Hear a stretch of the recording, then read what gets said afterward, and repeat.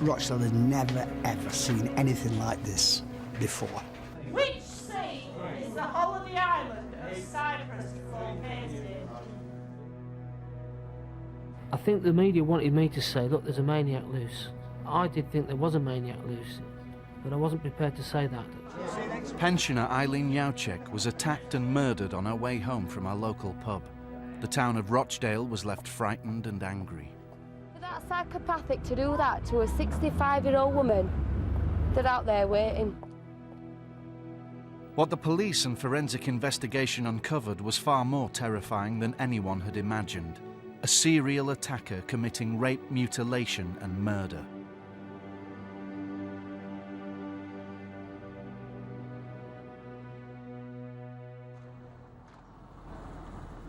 It would have been between 11 and 11:15 that night that Eileen left the Weaver's Arms pub here. She was usually watched over from that window there as she made the journey home.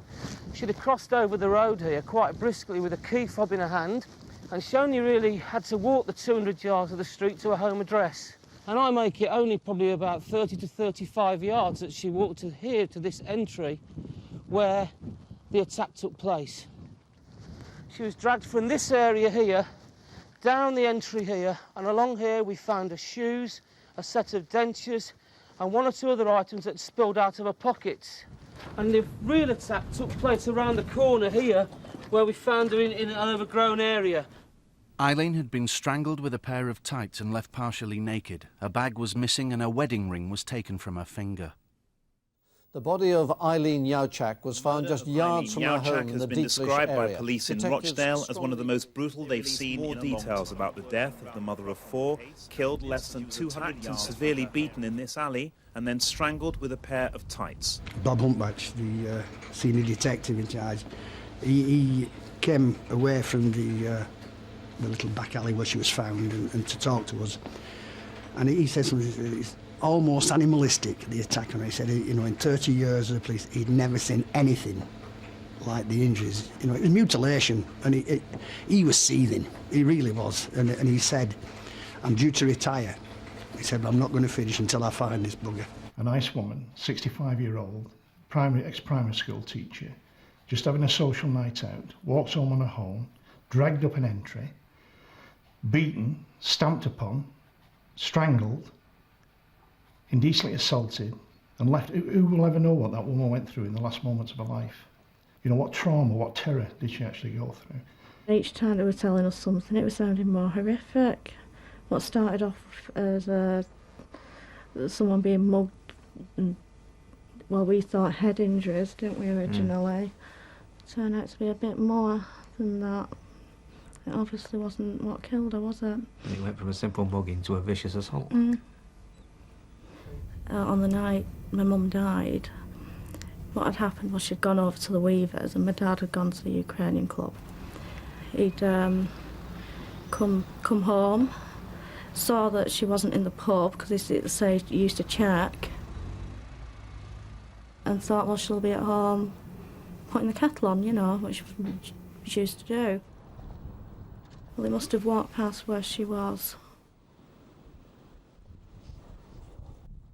At the outset, it seemed to offer a lot of potential forensically. The tights that were wrapped around Eileen's neck were probably held by an offender who may well have been hyped up, may have been sweating. Regrettably, the ligature became heavily bloodstained with Eileen Jauchek's own blood, which made it impossible for us to obtain the very small amounts of DNA that would have been there from the offender. Without DNA, scientists began looking at other evidence from the scene, including the facial injuries that Eileen had received. When you look at the left cheek area, there's actually quite a lot of pattern bruising present. But there's one particular area of bruising that jumps out at you, or at least jumps out at me, because it's got an angle on it, and in fact it's got two parallel angles and some very fine lines of bruising in between. The circumstances in which you're most likely to get this specific form of bruising is when the object moves at quite a high speed and then disconnects after impact quite rapidly. So you can imagine a trainer impacting and then disconnecting again is very liable to leave a pattern of this kind. Her clothing was recovered and that was sent away for testing. And one of the early results we got back from that was that the clothing was covered in blue and red fibres. They must have come from her attacker. When you take tape lifts off garments, it's like evidence in waiting. You really have to have a garment, a source, to compare the fibres to. With no suspect or clothes to match the fibres or the stamp mark to, hopes of an early breakthrough disappeared. Then 2 weeks after Eileen's murder came another attack. Don't look at me. I'll cut your fucking eyes out. Once again, scientists had to try and make sense of a scene of incredible violence, this time in Barron Street, within a mile of where Eileen Jauchek had been found. What's going on, mate? Just lay back a bit, man. You back? Serious? I don't know. Murder? Found a body or something. Okay. Who is it? Can't say like I said. Put your head down and count to 1,000.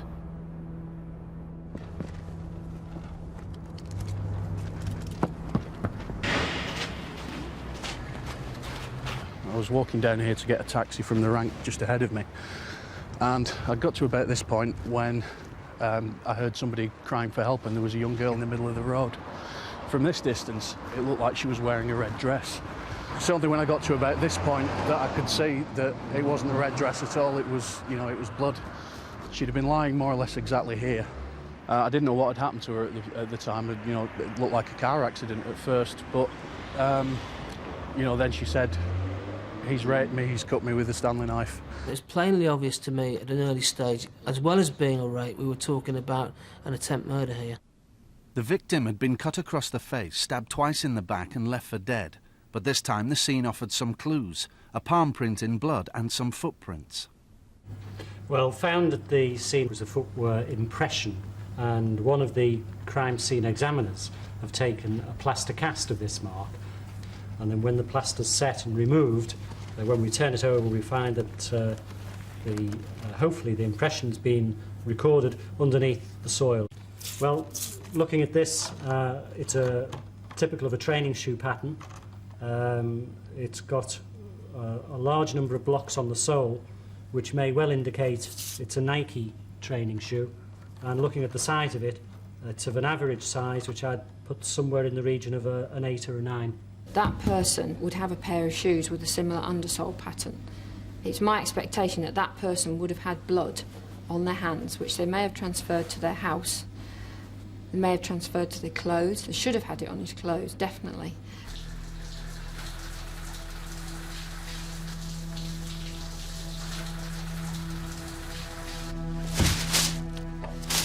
Police in Rochdale are hunting a man who attacked a 17-year-old woman in the town early today, leaving her with severe injuries. The victim, who was 17, was found naked and covered in blood after being slashed across the face and twice stabbed in the back, and a senior detective said in view of her injuries, her attacker would have been heavily bloodstained. The police are trying to reassure women in Rochdale after what's thought. That rape at Barron Street shook this town rigid on top of a very, very serious murder that had occurred 2 weeks previous. I think the media wanted me to say, look, there's a maniac loose.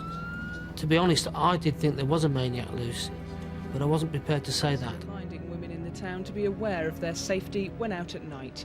Fiona Steggles. Already there were a lot of frightened females walking around Rochdale and wondering when this person was going to strike next. You need to go out in groups as friends. You can't go off really on your own no more in Rochdale. It's not safe to do so. It's happening on our doorstep, so it is quite frightening. Everyone, you know, started to believe, you know, like that there was a madman about, you know, that Rochdale was sort of in the midst of Rochdale thought was a madman. No matter where you went, people said, it's got to be the same bloke, it's got to be the same bloke. But yet, we were being told, no, it's not, no, it's not. So, even though you believe the police, in the back of your own mind, you still think it's got to be the same bloke. Yeah. It would have been wrong at the outset, I think, to say, yes, they're linked. You can't say that. You've got to keep an open mind until you actually have got the evidence in front of you that says, yes, these are linked.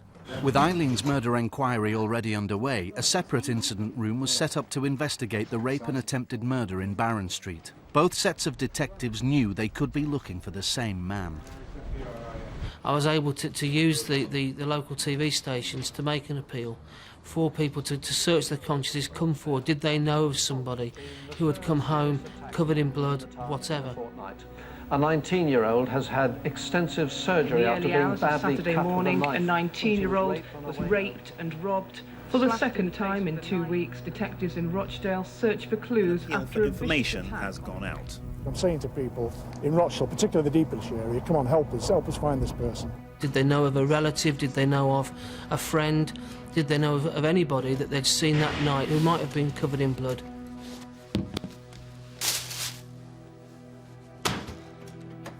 The police were convinced from the word go it was somebody local, and they just wanted to keep the story buzzing, keep it alive, hoping all the time that something in the paper would trigger, you know, something in someone's mind and say, I remember.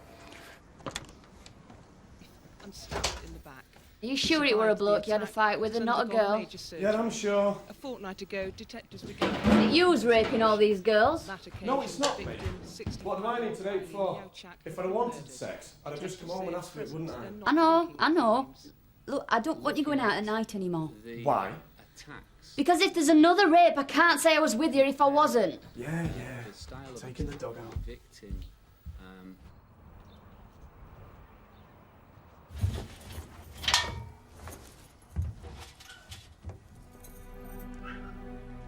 With Rochdale in a state of shock, people began asking themselves if it could be someone they knew. One man on the New Bold estate was arousing the suspicions of those around him. You all right? All right, Rudy. Just tell me about that night you came home covered in blood and that. Oh yeah, slashed up a bloke in the park. Same night that girl got attacked in Barron Street. Yeah, I saw the road all taped off. Did you do it? What? Did you rape that girl? I can't believe you've asked me that. While locals had their suspicions, the scientists continued looking for evidence. But it was another case at the Forensic Science Service that was to hold a vital clue. Diane Williams, who's a reporting scientist here at Chorley, had been on holiday, and she flew back into Manchester the same weekend as the Barron Street rape occurred. She saw this broadcast on the local news and recognised similarities between that assault and one she'd been dealing with earlier, which was the Canal Towpath rape. Over a coffee, she began chatting with Caroline Eames about her concerns. I mentioned that I'd been out to a scene in Rochdale, and she said, oh, it's funny, I had a rape in Rochdale. And I said, oh, well, mine was a rape as well, although the girl was attacked. She was slashed with a knife, and Diane said, well, I think the girl in mine was attacked with a broken bottle. I said, well, the girl in mine was forced to take her clothes off, although all the clothes were left at the scene. And Diane said, oh, the girl in my case was forced to take her clothes off. And certain things were said to both these girls about not looking. I told you not to fucking look at me. Count to 200. And counting. Put your head down, count to 1,000. We thought, well, it's in Rochdale, it's in a very small area, a very small span of time. It must be worth looking into at the very least.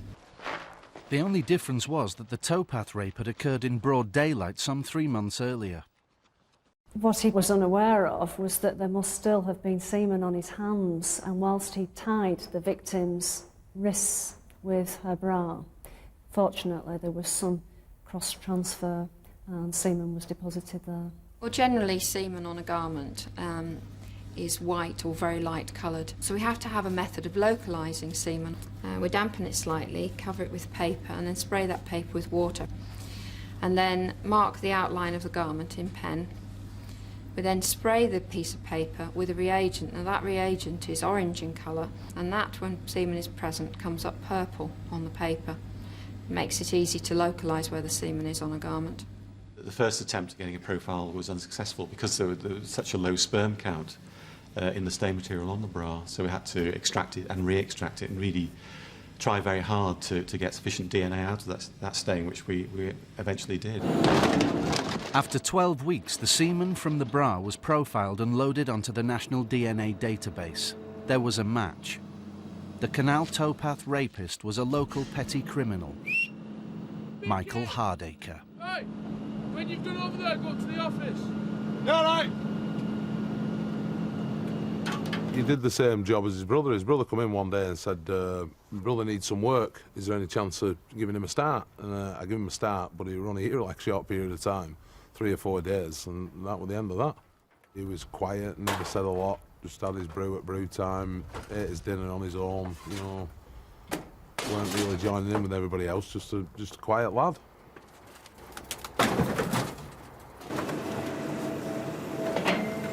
He was always in trouble with the police, as were his cousins. He seemed to spend most of the days with these cousins, and it was common knowledge that they were up to no good most of the time. They were villains. He was a sly-looking sod. He was. That's the way he looked around him. Police traced Hardaker to the house he shared with his girlfriend. They decided on a dawn raid before he had a chance to run.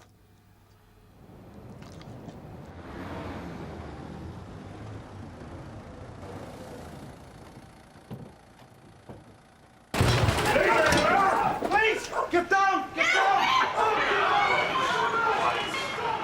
Michael Hardaker, I'm arresting you on suspicion of rape. My initial thoughts were, I remember him when he was a young boy and he used to go missing from home, involved in petty crime.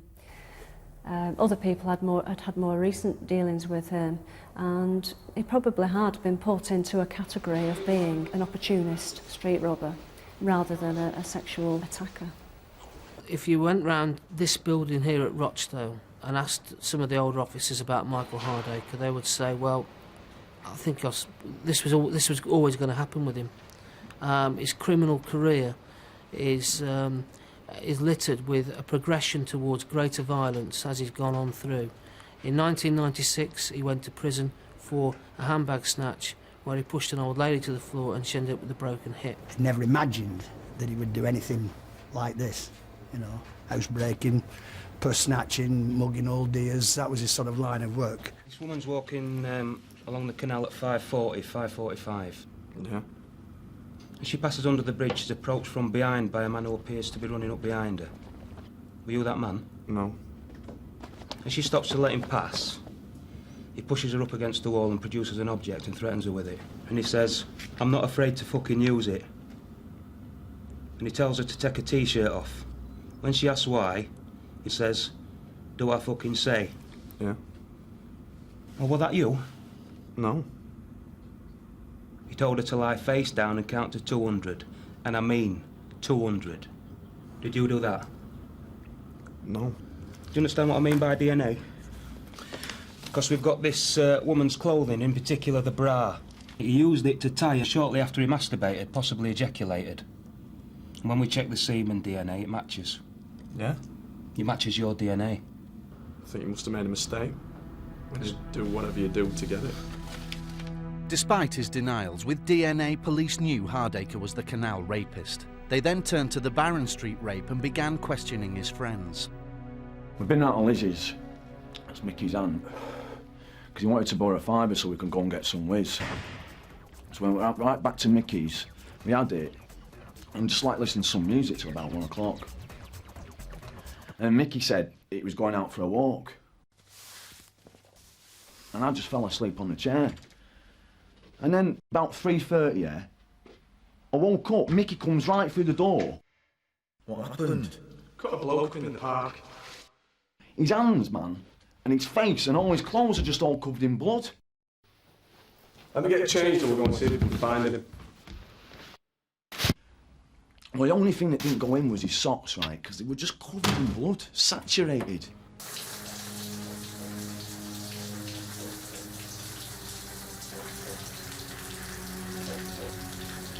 Later on, me and Mickey were walking about, we saw all these coppers and that, all this stuff going on, and we thought, what's going on? So we went and had a look, 'cause it looked really serious in that way. What's going on, mate? Can't say so. Is it bad? Serious? Don't know. It's a border. Who is it? Who is it? Who's got it? Can't say, like I said. The attack on Barron Street, even to his associates who have got criminal records, was just totally unpalatable. I suppose there's just so much that certain people will accept. We then got onto the fingerprint department and asked them to run the palm print that we had from the second scene through against his recorded details. And everybody was very apprehensive, waiting for the results of that particular process. And then, of course, it came back. The bloody print from Barron Street belonged to Michael Hardaker. He was questioned later the same day. The print was found on a railing. I could have been having a wee or anything and just put my hand on the railing. When could you have done that? Dunno. Do you understand, Michael, this is your one opportunity to give your account of what went on. Yeah. A young girl's been seriously injured. She's lost blood because she's been slashed with a knife and stabbed in the back. Yeah. Your palm print was found in her blood. Yeah. I didn't put it there. Your palm print is unique to you. Yeah. Because only you could have put it there. Yeah. So, explain why it's there. I didn't leave it. I wasn't there. With Hardaker in custody, forensic scientists began a search of his house. They needed evidence to link him further to the Barron Street rape and attempted murder. When we found some blood staining around the washing machine and on the washing basket at his house, as soon as we had that profiled and we knew that that was the second rape victim's blood, well, then you're just exploring further to see what else you can find. Clothing was taken from Hardaker's house, but there was no sign of the Nike trainers that had left the footmarks in blood and soil at the scene. This interview has been conducted at your request. I believe there's something you'd like to bring to our attention. Palm print. I originally found her, but I thought she was dead. You originally found the girl? Yeah, and I thought, should I report it? But I thought, I'm a criminal. Am I going to be the #1 suspect? So I just went. I just stood up, put my hand on the rail and went. I think you're lying to me, Michael. No, I'm not. Hardaker's cousin realised he'd been lied to as well. He knew that Michael had left some clothes at a neighbour's following a temporary split from his girlfriend. Did our Mickey leave some stuff here? Yeah. Oh, can I have it? I'll send pick it up for you. Hang on. Here. Michael Hardaker had gone into great detail about his clothing and the kind of footwear that he owned. He told us that he had a particular pair of training shoes that had become covered in oil and that he disposed of them because they were of no use. You got Michael Hardaker in here? Yep, can I help you? Not a look at those.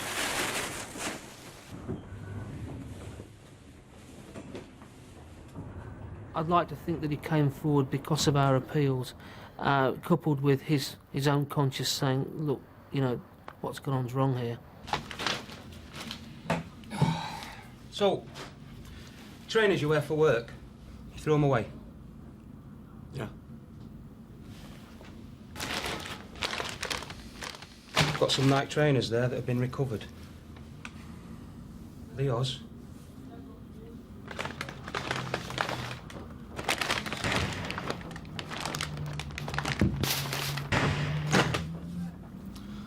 Look like them. The ones you threw away? The ones I should have thrown away. Thanks, Michael.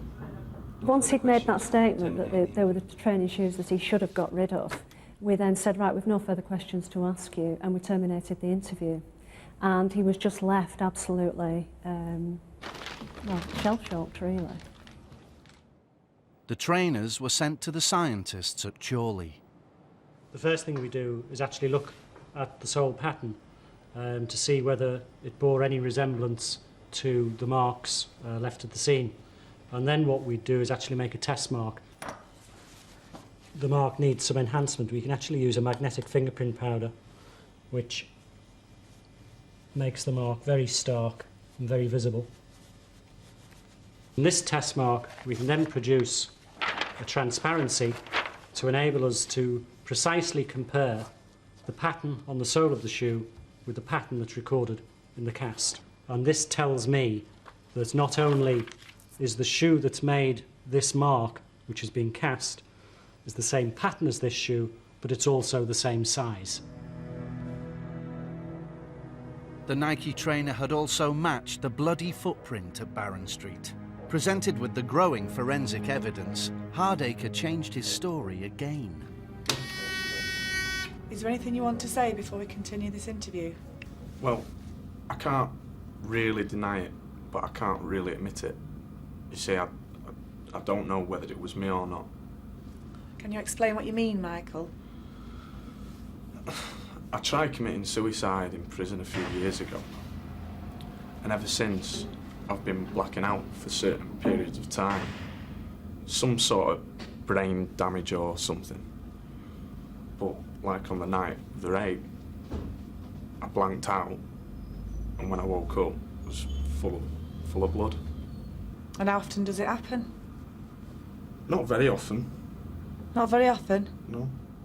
The evidence was so overwhelming and the interviews were such that he was pinned into a corner, and that was literally the only thing that he could think to come up with. For 2 days, Michael, you've sat there and told me lie after lie. I know, and I'm sorry about that. You've done no but try and cover your own skin, have you? No, not really. You haven't even tried to help those poor women that have been attacked. Those that have been left with horrible injuries and horrible memories, have you? No. You've helped one person in the last 2 days. And who was that? That's you, yourself. How have I done that, being in here? By telling lies. And it's not really got me out, has it? You weren't to know when you're giving all those explanations that people were coming forward, like your cousin and your girlfriend. So you continue to lie, to try to wriggle out of everything until you can't lie any further. Yes. You've tried to protect your own skin all the time, haven't you? Well, that's what everyone does. It's natural instinct. Looking after yourself. Looking after yourself above all else.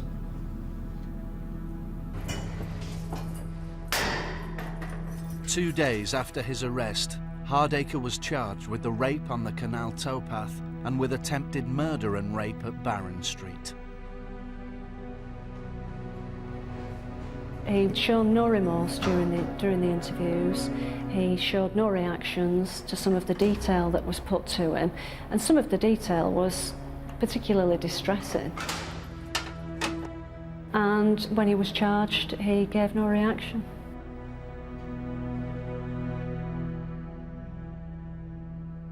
The news broke that a man had been charged with the brutal attacks in Rochdale. Many assumed that he was also Eileen Yauchek's killer. When the name of Hardaker actually came up, we were discussing it, you know, it was how many things can go wrong in one small town like Rochdale? You know, how many madmen are there knocking about?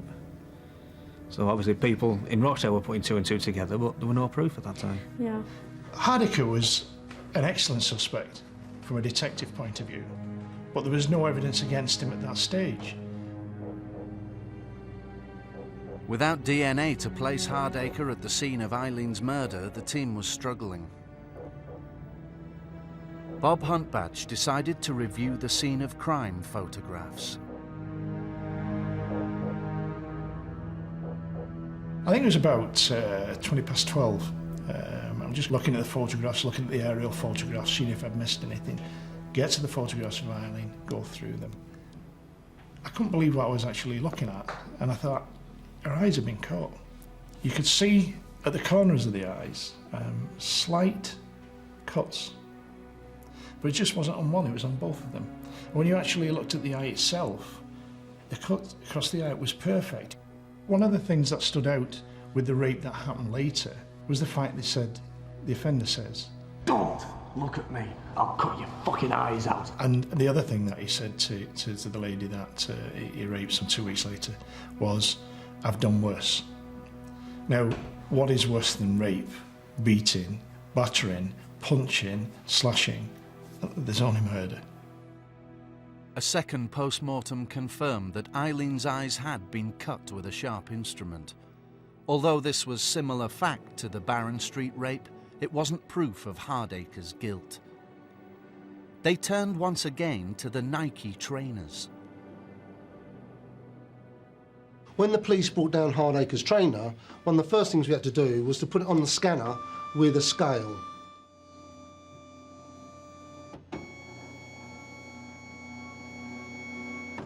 And this was the part that we were interested in on the heel. This is the image of Mrs. Yauchek's cheek, showing a patterned injury on the left cheek here, with these lines running, oblique lines running across it. Here's the image of the shoe, and what we have to do is match them up by rotating the image until it matches. And then what we can do is fade the layers in and out, and you can see there is a match. We weren't aware at the time we first examined this case as to how little evidence there was against Hardaker, but there was certainly some excitement when we first started to offer up the images of the footwear to the mark on the skin, because it became quite clear that we had a very good match. And there was like a euphoria, really. It was a lifting, a big cloud had gone out of it. For me, it was like winning the lottery. Police now had a solid piece of evidence linking Hardaker to Eileen's murder. But hoping for even more, Bob Huntbatch decided to bide his time. Hardaker was in custody, so he wasn't presenting any problems. We didn't have to interview him immediately. What we could do is work away and find more and more evidence. Hardaker's clothing was still in the lab at Chorley, and having seen a red and blue fleece taken from his house, Caroline Eames decided to revisit her evidence in waiting, the fibres found on Eileen's clothes. The fleece looked like a potential match, and other information made it look even better. We had witness statements saying he wore it like a second skin. His girlfriend had told us she had bought it for him and he liked it so much he wore it everywhere he went. Well, when you take a sample of fibres like this and you hold them up to a tape lift from Mrs. Yauchek's clothing and you start searching through for those fibres and you start finding them and you start circling them on the tape lifts, well, you know, when you find something like that, you know that you're onto something. The fleece was a cheap Tommy Hilfiger copy, one of only 12 sold in Rochdale Market. Its fibres directly matched those in the tape lifts taken from Eileen Yauchek. These fibres were found on her clothing and, more significantly, on the exposed parts of her body, on her pubic region, and, quite interestingly, on the lower denture that we knew had fallen from Eileen's mouth, found at the entrance to the alleyway. On the 20th of February 2001, 5 months after Eileen was killed, Michael Hardaker was brought from Strangeways to be questioned about her murder. The main evidence is red and blue fibres which have been matched to a Tommy fleece. For the benefit of the tape, he's being shown the red and blue Tommy fleece. Is that your fleece, Michael? No comment. Can you think of any innocent explanation why your fleece and your footwear could have been in contact with Eileen Yauchek? No comment. Our best opportunity of really driving home a murder charge against him was to link everything together. This is where we looked at the evidence of similar fact, i.e. what we knew had happened to Eileen Yauchek and what we knew the rape victims could tell us had happened to them. As he dragged me under this bridge, the first thing he says to me were, "Take your fucking t-shirt off." Again, with threats, you produced a bottle and said, "I'm not afraid to fucking use it." You ordered to stop looking at you and said, "I told you not to fucking look at me," and you were being violent to her. Do you recall that? No comment. He kept hitting me and kicking me, and then he showed me the knife. You produced a Stanley knife. When she looked at you, you said, "Turn around or I'll cut your eyes out." Do you recall that? No comment. The other connecting feature was all of these victims were robbed. Eileen was robbed, the victim at Barron Street was robbed, and the victim on the canal towpath was robbed. He snapped the chains off my neck and he dragged all my rings off my fingers. He took everything off me. Michael Hardaker was charged with Eileen's murder and another indecent assault that he'd been linked to by the forensic scientists. But in continuing to deny everything, he forced the rape victims to go through the ordeal of an ID parade. Sit down.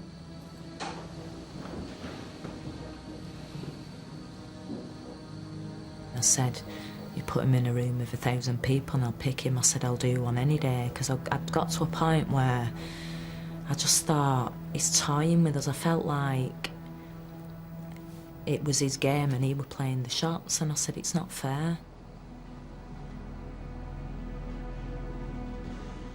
I looked all the way up and all the way back down, and I thought, I can't see him, but I knew he was there. I thought, it has to be him. I thought, where is he? I just kept looking, and then I noticed him. I thought, that's him. He was number 3. I didn't feel frightened or threatened by him. I mean, he was behind glass anyway and he couldn't see me, but just seeing how pathetic he looked, because he looked really sorry for himself and pathetic. On the 11th of September 2001, the jury was sent out to consider its verdict. They had to decide if Michael Hardaker had been responsible for a 3-month reign of terror that shook the town of Rochdale. The man who murdered a retired schoolteacher and raped a number of women in Rochdale has been jailed for life today.